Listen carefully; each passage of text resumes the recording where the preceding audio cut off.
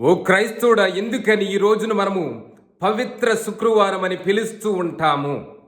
సాతానుకు, తన సేవకులకు అర్థము కాలేదు దీని యొక్క మర్మం గురించి. సద్దుకయ్యులకు, పరిసయ్యులకు అర్థం కాల దీని మర్మం గురించి. రోమా చక్రవర్తికి, సైనికులకు అర్థం కాల దీని యొక్క రహస్యం గురించి. కానీ నీకు నాకు ఇక ఇందులో ఎటువంటి మర్మము లేదు, రహస్యము లేదు. ఎందుకంటే దేవుని యొక్క ప్రణాళిక ప్రకారమే క్రీస్తు ప్రభు మన కోసం తన ప్రాణాన్ని ధారపోసాడని మనం అర్థం చేసుకుంటూ ఉన్నాము.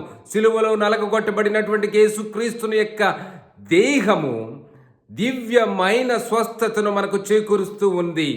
క్రీస్తు ప్రభు కార్చినటువంటి రక్తము ద్వారా మన పాపములు క్షమించబడుతూ ఉన్నాయి. అందుకనే దీన్ని మనము గుడ్ ఫ్రైడే, మంచి శుక్రవారము, పవిత్ర శుక్రవారం అని పిలుస్తుంటాం.